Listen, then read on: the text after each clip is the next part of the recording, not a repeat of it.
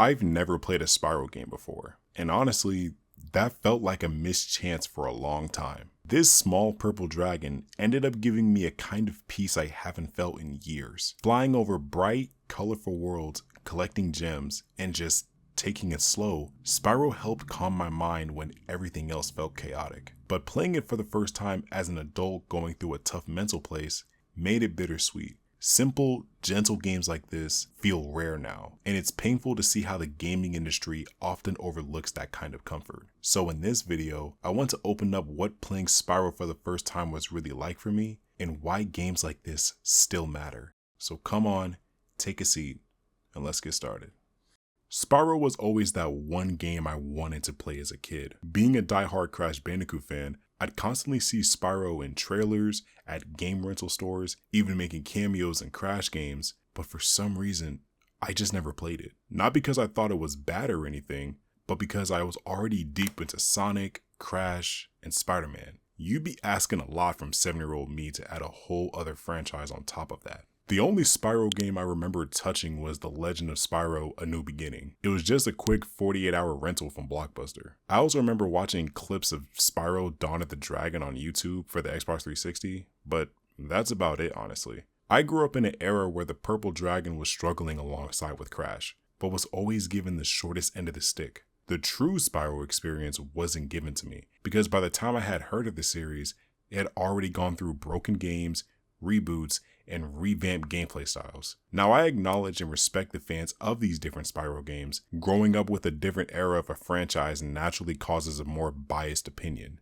These games have their own qualities, especially Dawn of the Dragon, which I always thought looked really cool. But with me, I wanted to experience the real Spyro, or at least the closest thing to it. I never truly understood what Spyro was, what the true gameplay style felt like, or the design philosophy behind the series. Sonic and Crash kept my childhood engaging, but Spyro was the one series I was always curious about. Hearing how influential and legendary the franchise was in the 90s, for years I wanted to give this series the chance that it deserves. So, I booted up the Reignited Trilogy, sat back, and dove into the world I used to only see from the sidelines. And now that I've played it, I finally understand it. For anyone who's never played a Spyro game before, the Reignited Trilogy is a full-blown remaster from a retro platforming series where you play as a small, purple dragon named Spyro. The general premise is simple: collect gems, rescue dragons, and take down cartoonishly evil villains. But what caught me off guard wasn't the story or even the gameplay mechanics. It was how the game made me feel. Spyro is that kind of game that's hard to explain if you've never sat down and just played it. I didn't grow up playing these games, so I had no nostalgic blueprint or emotional attachment going in. I had no idea who the characters were, what the lore was, or what the hell a nasty Nork even was. And maybe that's exactly why playing it felt so pure. Like I was booting up a game for the very first time and just exploring. Across all three games, one thing remained true. The core loop is beautifully simple, but deceptively deep. You run, jump, glide, charge enemies, and collect gems hidden all around colorful, sprawling worlds. The game doesn't really spoon feed you, especially in the first one. Spyro 1 is surprisingly unstructured. I kept trying to approach it like a modern game, wondering where's a waypoint, where's the checklist, where's the main quest here? But it doesn't really work that way. Spyro rewards curiosity, not urgency. Now at first, I was terrible at the game, to be honest. I missed glides, lost Sparks the Dragonfly more times than I could count, kept walking around in circles looking for one last gem. But eventually, I started to get it. Not because the game explained itself better, but because I learned to just slow down, to observe, to just experiment. The entire trilogy teaches you through trial and error. And when you figure it out, even the smallest task that you do ends up feeling earned. And let me just say, the sound of collecting a gem, that chime,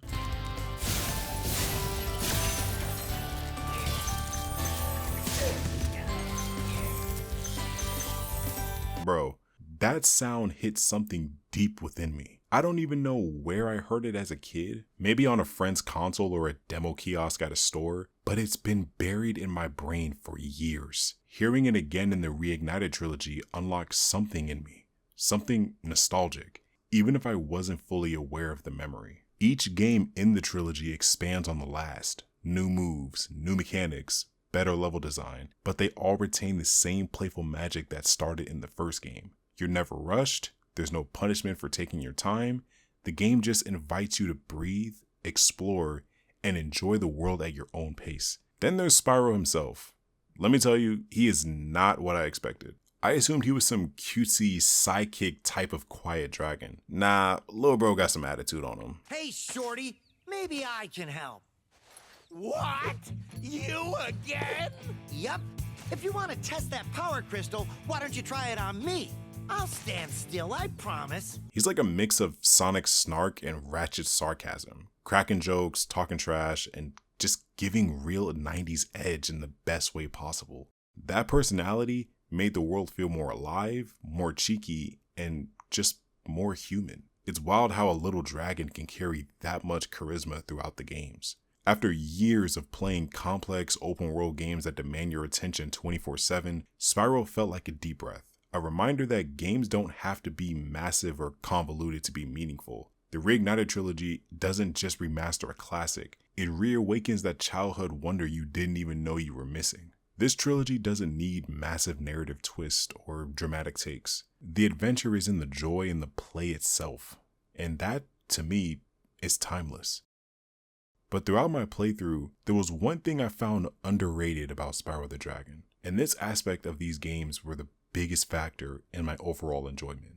I think the underrated aspect of video games like Spyro is how much they can quietly support your mental health. Lately, I've been going through a bit of a transition in my life. With how fast the world moves and how fast I'm trying to move with it, it's becoming harder to slow down and just be present in the moment. Self-doubt creeps in. I start second-guessing my progress, my surroundings, and sometimes even who I am. But when I started playing Spyro, something shifted. Everything outside of the game just paused, even if only for a little while. There was no rush, no pressure, just Spyro letting me make mistakes, learn from them, and continue playing without any judgment. By the time I reached the second and third game, the controls felt so natural that I could really lose myself in the flow of the gameplay. And somehow, my real life problems started to feel more manageable. See, growing up, gaming was always my escape, a way to avoid reality and disappear into a world that I could control. But I've learned that too much of that mindset isn't healthy. You stop growing, you stop facing life, you just end up running away. But with Spyro, something different happened. Where I'm at in life now, I didn't use the game to escape, I used it to breathe. The whimsical worlds, the relaxing pace, the pure joy of collecting gems. It gave me just enough calm to process what I was going through, rather than avoid it. It reminded me that video games could be a safe space, not to run away from life, but to catch your breath so you can keep going. And because of that, that inner child really started to shine through. I'm sure many of you who grew up with Spyro remember those carefree, peaceful moments, the kind where you weren't in a rush, just soaking it all in. As an adult playing these games for the first time, I now fully understand how brilliant this series is at putting you in that kind of mindset. The music, produced by Stuart Copeland, is a huge part of that. I honestly lost count how many times I just stopped moving just to listen. I'd be sitting there, bobbing my head to the soundtrack, completely still and completely at peace.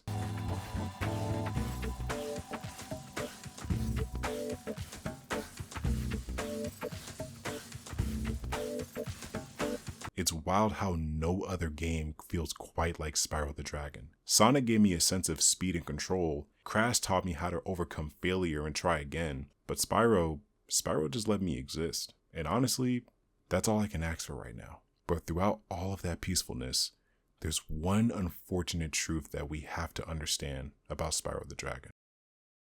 As of the recording of this video, Spyro the Dragon is stuck in corporate hell. If you watched my previous Crash Bandicoot video, I talked about how that franchise went through a series of corporate mergers and ended up in the hands of Activision. Microsoft bought out Activision and is now tied to an entirely different publisher. The sad part is that Spyro has also suffered the same fate, but with a much worse turnout. After the success of the Reignited Trilogy, Spyro basically went radio silent. No new game, no additional remake, nothing. Toys for Bob developed the trilogy and then afterwards were tasked with making Crash 4. Then of course Activision does what they do best.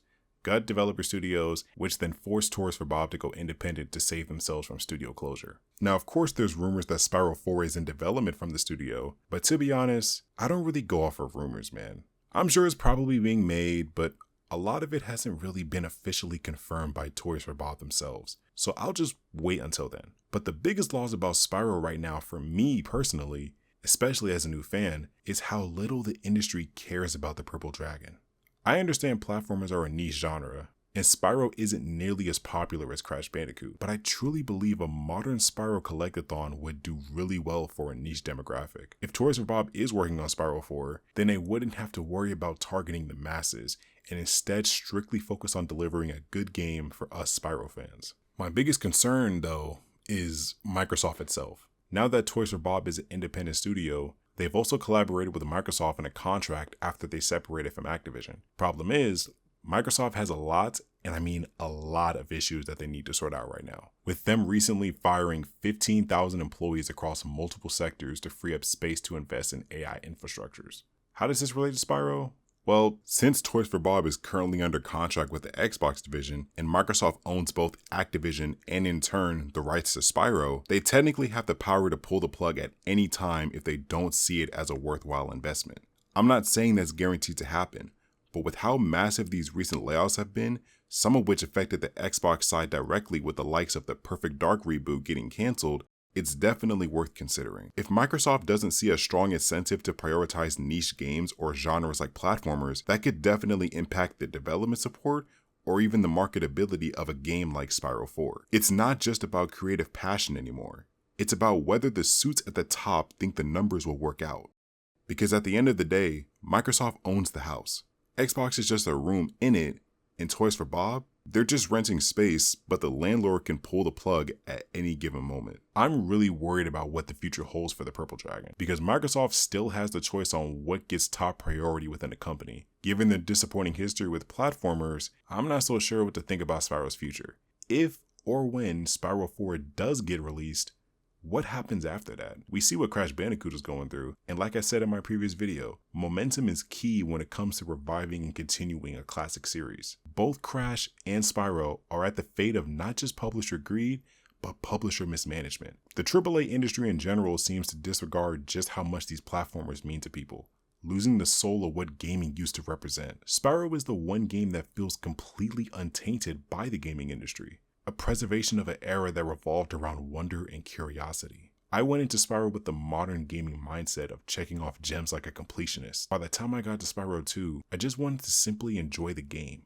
This isn't a call out that Activision and Microsoft don't deserve Spyro or something like that. I'm more so sad and disappointed that the series was left dormant after 7 damn years. No follow-up and only vague rumors of Spyro 4 before even having a release date. Overall, man, I had such an amazing experience with Spyro the Dragon. It was a peaceful and cozy experience wrapped in mental healing and, unfortunately, corporate disappointment. Video games like this should exist, as they help so many people feel a sense of comfort. I wish I grew up with Spyro as a kid. I'm thankful I finally got to experience this series as an adult. A part of me wanted to experience the original look of Spyro, but since I don't have a PS1 on hand, I downloaded a fan game called Spyro Crisis in Chronolia, a low-poly recreation of Spyro made by Bunbaroness on YouTube. This game captures that original magic from the trilogy and gave me that same satisfying feeling of collecting gems, just like I remembered as a kid.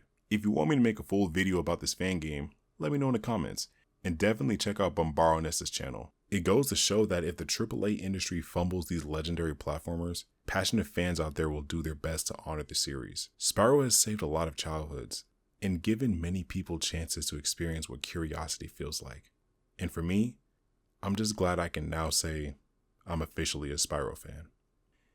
Thank you so much for watching, y'all. Let me know what your first ever Spyro game was. I'd love to hear longtime fans' experience with the games. And as always, this is Breck, your empathetic gamer, and I'm signing off. God bless, and take care.